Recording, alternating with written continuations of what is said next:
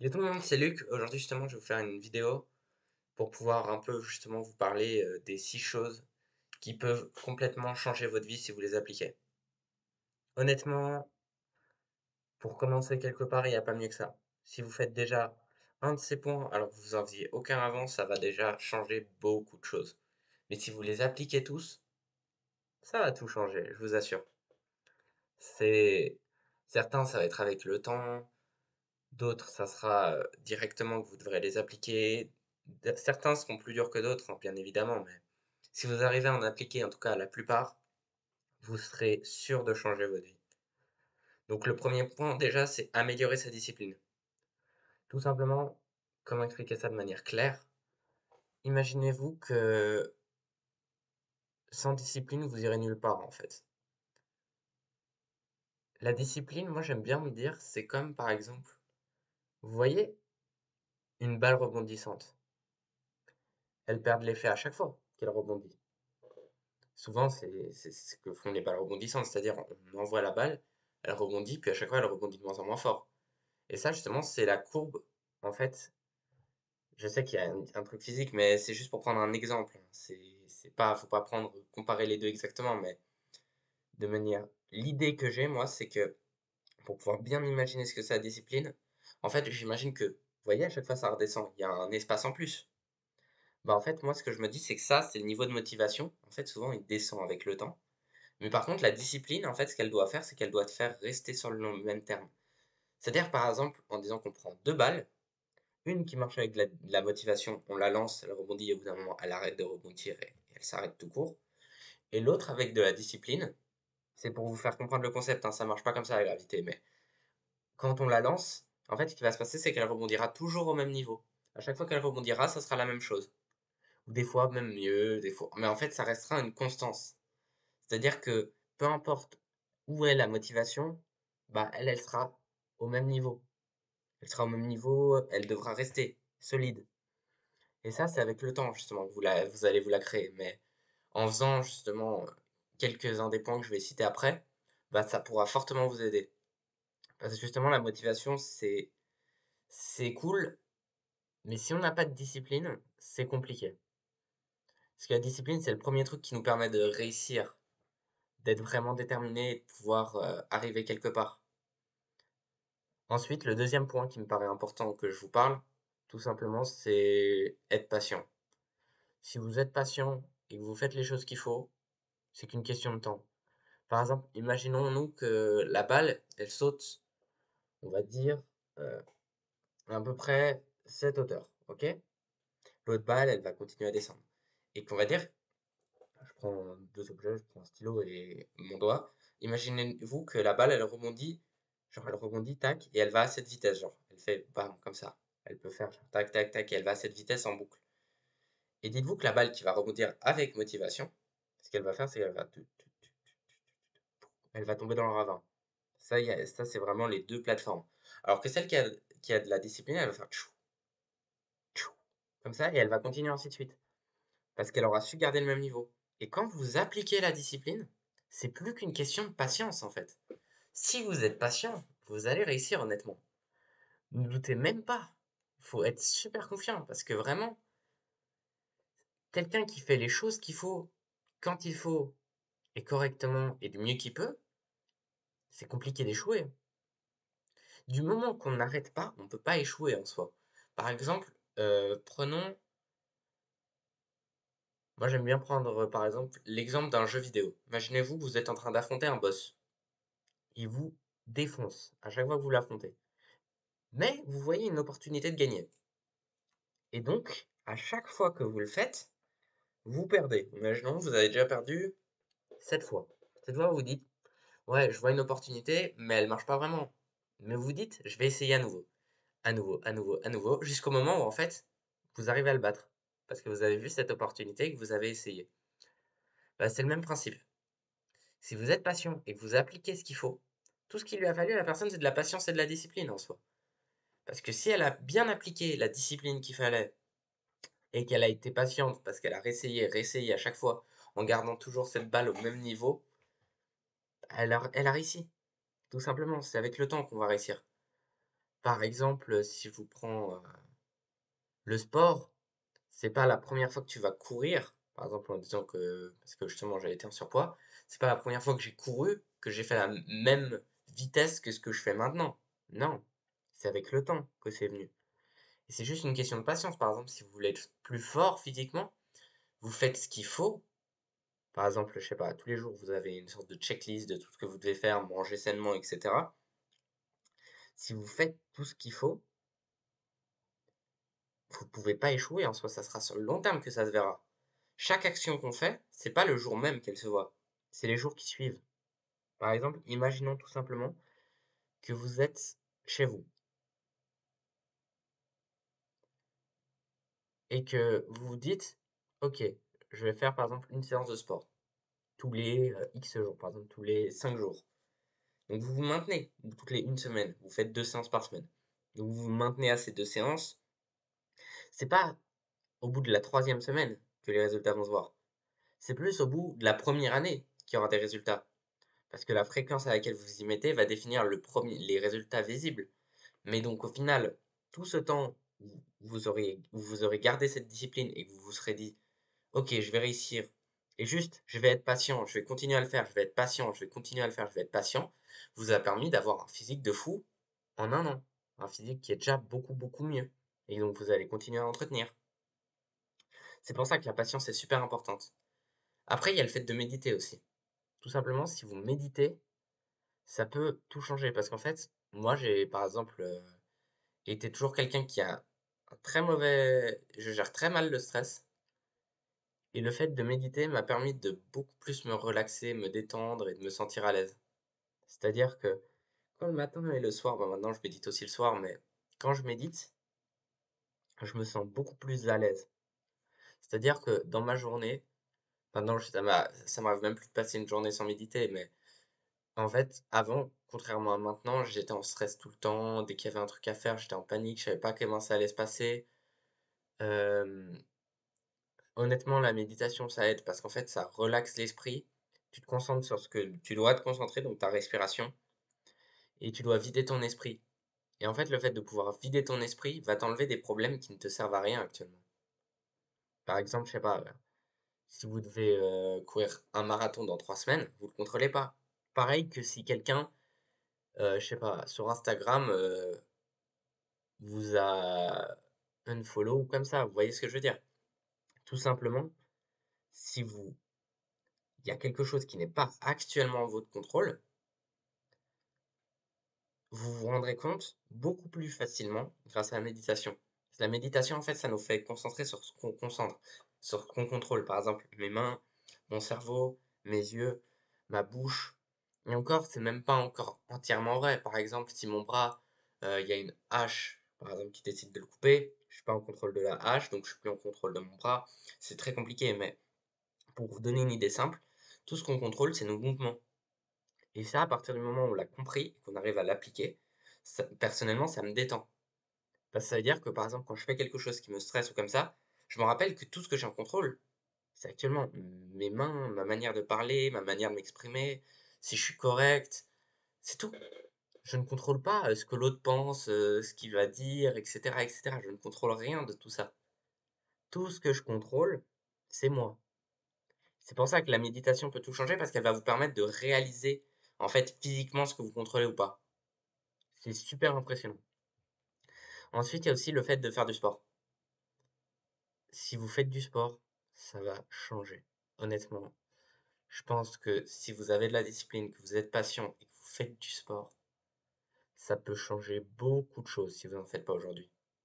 Peu importe l'état de votre physique actuel, si vous vous mettez au sport, honnêtement, ça peut tout changer. Moi, il y avait une période justement où j'étais, je crois, à 70 kilos, mais j'étais pas musclé, c'était il y a 3 ans maintenant. J'étais pas musclé, j'avais un physique moyen, mais sans vraiment de force spéciale. J'avais juste un peu de force, mais rien de spécial. Ensuite, j'ai eu une période pendant environ un an où j'ai pris beaucoup de poids. C'est-à-dire, genre, j'ai pris, je crois, 20 kilos en un an. Parce qu'en fait, c'était une période où j'ai dû arrêter ce que je faisais. Donc, Je faisais du tennis à l'époque, maintenant je fais plus. Et donc j'ai dû arrêter. Et donc en fait, je continuais mes mauvaises habitudes sans le tennis qui était une bonne chose. Donc au lieu de faire comme ça, parce qu'il y avait le tennis qui était comme ça et les mauvaises choses qui étaient comme ça, ben ma santé, ça a fait d'un coup. C'est descendu. Et c'est pareil en fait. C'est exactement le même principe. Si vous êtes, si vous faites du sport, ça va tout changer. Parce que dites-vous que le sport, dépendant à quel niveau vous le faites, c'est au moins comme ça, quoi. Même ceux qui le font pas non plus super intensément, c'est déjà ça. D'autres, ça peut être ça. Donc, faut bien comprendre que le sport, ça peut vraiment changer autant votre mental, le renforcer, que votre corps.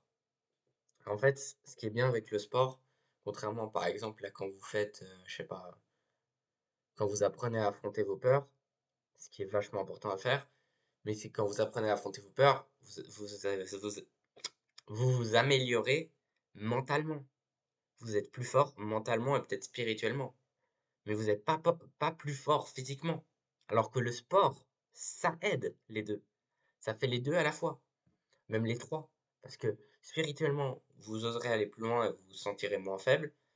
Mentalement, vous sentez que vous pouvez accomplir plus de choses que ce que vous pensiez. Et troisièmement, tout simplement, vous devenez plus fort, donc vous vous sentez plus à l'aise. Les gens autour de vous se sentent aussi mieux. En fait, c'est super bon, c'est super positif. Parce qu'en fait, ça vous apporte une forme physique qui vous permettra à la fois de vous sentir moins bloqué. Parce qu'honnêtement, je peux vous dire, quand j'étais en surpoids à presque, bah, j'étais à 90 et quelques, je crois que j'étais à 98, 97, 97 kilos. Bah, quand on passe de 97 kilos à beaucoup moins, bah, je vous dis qu'il y a une différence. Honnêtement, pas vous cacher qu'il y a une différence assez haute. Par exemple, prenons un exemple tout con, mais le fait d'aller marcher loin, avant, j'étais en mode, oh punaise, si je dois rentrer chez moi, ou à chaque fois que je marchais, je me disais, je vais devoir faire un pas pour le retour. Et j'avais zéro endurance. Genre, j'étais éclaté. Honnêtement, c'était pas mon fort, j'étais nul là-dedans. Mais maintenant, ça a changé, honnêtement. Et le sport m'a beaucoup aidé, justement. Et donc, justement, par exemple, si vous faites du sport, j'en profite pour aller justement au prochain point. Si vous faites du sport avec aucune régularité ou aucun objectif fixé, vous allez aller nulle part. C'est-à-dire si vous fixez aucun objectif, par exemple dans un mois, je tente ça, je tente ce nouveau mouvement, je sais pas, je tente traction, j'essaie de m'améliorer, etc. Vous serez meilleur, mais vous ne saurez pas où. Par exemple, imaginons qu'il y a trois falaises, ok? Il y a une falaise tac, une falaise tac, une falaise tac. La balle est rebondissante, c'est-à-dire que tu as de la discipline. Mais imaginons que le vent, c'est un peu la manière dont ça se passe. Que le vent, vous pouvez en soi le contrôler, comme votre discipline. Ce qui va se passer, c'est qu'elle va réussir à sauter le pont. Mais sur quel chemin elle va atterrir? Vous ne le saurez pas. Et c'est le problème. Si vous ne vous fixez pas d'objectif, vous ne saurez pas où vous allez arriver. Vous allez arriver quelque part de mieux, mais pas où. Et c'est frustrant, parce que si vous arrivez à faire mieux, mais pas comme vous voulez, ça va encore plus vous frustrer que de rien avoir fait. Je vous parle d'expérience au tout début, quand j'ai commencé, genre, en fait, je dirigeais très mal le vent, c'est-à-dire qu'il y avait genre un chemin là et du vide, et je dirigeais tellement mal le vent, donc mes objectifs, j'en avais pas vraiment, c'était juste être en meilleure santé, c'était un peu vague. En fait, ce qui s'est passé, c'est que je remarquais aucun résultat. Je continuais à tomber dans le ravin en boucle, parce que je contrôlais mal le vent et que j'avais tout simplement pas d'objectif. Mon but n'était pas de viser le chemin, la plateforme, contrairement à ce que j'aurais dû faire. Et donc justement aussi, le dernier point, c'est malgré, par exemple, reprenons cet exemple. Vous voyez, à chaque fois, je me plantais et j'échouais en soi. Plutôt, j'apprenais. Mais justement, à chaque fois que j'échouais, en réalité, j'étais pas en train d'échouer. Déjà, j'étais en train d'apprendre parce qu'à chaque fois, je comprenais à peu près pourquoi. Et donc, au final, ce qui s'est passé, tout simplement, c'est que malgré le fait que je tombe dans le ravin et que je recommence, à chaque fois, c'était dur, c'était compliqué, etc. Je retombais, etc. C'était dur, mais je me suis relevé à chaque fois. Ce qui m'a permis au bout d'un moment de comprendre d'apprendre que le réel problème, C'était pas non plus juste la manière dont je rebondissais, la hauteur que j'avais, et cetera, qui me faisait tomber dans le ravin. C'était tout simplement le vent. Donc, le fait que j'aie des mauvais objectifs. Et ça, je l'ai seulement appris parce que je me suis relevé à chaque fois. Imaginez-vous si la première fois que je serais tombé dans le ravin, j'aurais arrêté. Bah, je serais pas allé bien loin. Et c'est ça qu'il faut apprendre, c'est ça qu'il faut comprendre. C'est que se relever de chaque échec, si vous vous relevez de chaque échec et que vous apprenez et vous prenez cet échec comme une leçon, vous n'irez que plus loin. Imaginons que, je sais pas, je veux devenir un, euh, un musicien. Prenons un exemple, je veux devenir un musicien. Et que je décide pour ça, je me dis, ok, je vais faire de mon mieux, je tourne un concert, je mets la musique, etc. Par exemple, vous voulez devenir DJ, vous venez DJ, etc. Vous prenez, vous dites les gens qui vous ont payé, etc. Et vous dites, c'est de la merde, arrête. Ça peut être considéré comme un échec. C'est plus une leçon à prendre et se dire, ok, pourquoi, etc. Et ce qui vous permettra d'avoir une meilleure vue sur aussi le monde dans lequel vous vivez, etc. Mais en termes clairs, si vous restez sur cet échec et que vous arrêtez, ça se trouve, dans 5 ans, quand vous aurez échoué 70 fois, 10 000 fois, peu importe le nombre de fois que vous avez échoué, peut-être que dans 20 ans, 30 ans, 10 ans, 3 ans, 2 ans, peu importe, vous serez un des gars les plus connus dans votre domaine. Imaginez-vous que par exemple, imaginons que Elon Musk, ou même peu importe, par exemple quelqu'un qui adore l'informatique, qui bosse depuis tout petit chez lui, qui est vraiment fan de ça, qui adore créer des trucs, etc., créer des trucs, mais que tout le monde lui dit arrête-toi là, ça sert à rien, ça ira pas plus loin. Imagine-toi, imaginez-vous pendant, on va dire, 10 ans. Il avait 16 ans, il en a 26 quand il continuait, etc. Et qu'à 26 ans, coup de bol, en quelque sorte, c'est pas vraiment de la chance, mais il a un coup de bol supplémentaire par rapport aux autres fois. En fait, t'as quelqu'un d'autre qui le voit, et cette personne, elle se dit, mais en fait, son idée, elle est géniale. Elle est juste géniale. Par exemple, un de ces trucs qu'il a fait, c'est juste génial. Et donc, ce que je vais faire maintenant, c'est par exemple, je vais payer, etc., etc. Et en fait, après, ça ouvre un projet aux yeux du monde, etc. Et en fait, au final, il aura réussi parce qu'il aura jamais abandonné. En fait, pour moi, on n'échoue pas du moment qu'on ne n'abandonne pas. Vous allez apprendre dans la vie. Souvent, par exemple, quand vous tombez dans le ravin, si je dois remettre les expressions à leur place, quand vous tombez dans le ravin et que vous recommencez au point de départ et que vous réessayez, vous avez appris. Quand vous tombez dans le ravin et que vous ne vous relevez jamais, vous avez échoué.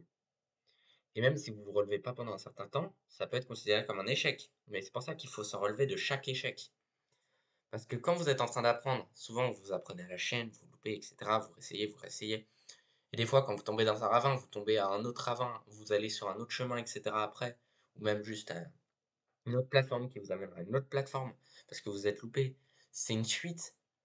Et la vie, c'est comme ça. La vie, c'est une suite d'actions. Si vous loupez certaines choses, des fois, ça peut vous être bien en soi. Des fois, ça peut vous être terrible, mais des fois, ça peut vous être aller dans votre sens. Et ça, ce qu'il faut comprendre, c'est que le fait de se relever, d'essayer de faire mieux à chaque fois, c'est des choses qui vous réussiront sur le long terme. C'est les choses qui peuvent changer votre vie. Donc justement, moi, je viens de vous faire une vidéo sur les 6 choses qui peuvent changer votre vie. N'hésitez pas à me dire si vous en voulez d'autres ou si vous avez eu d'autres choses vous, qui vous ont vraiment changé vos vies en commentaire. C'était Luc. Je vous dis à la prochaine fois.